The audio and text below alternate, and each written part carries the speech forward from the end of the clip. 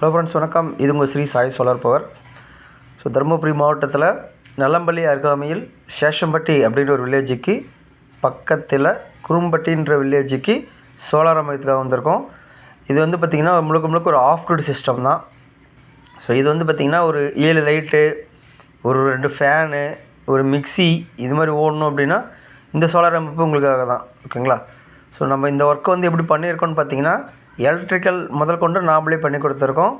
So இங்கே பயன்படுத்தின panel பார்த்திங்கன்னா 550 வாட்ஸு பைஃபேஷியல் டாப்கான் பேனலு.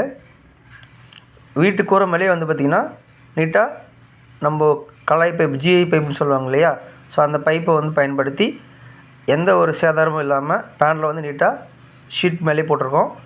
அது மட்டும் இல்லாமல் பார்த்திங்கன்னா ஒரு ரூமுக்கும் பார்த்திங்கன்னா ஒரு 9 வாட்டில் மொத்தம் வந்து 7 லைட்டு போட்டு கொடுத்துருக்கோம். 7 ரூம் இருக்குது. ஓகேங்களா? அதுவும் இல்லாமல் மிக்ஸி ஓடுற மாதிரி ஒரு பவர் ப்ளக் வச்சு கொடுத்துருக்கோம்.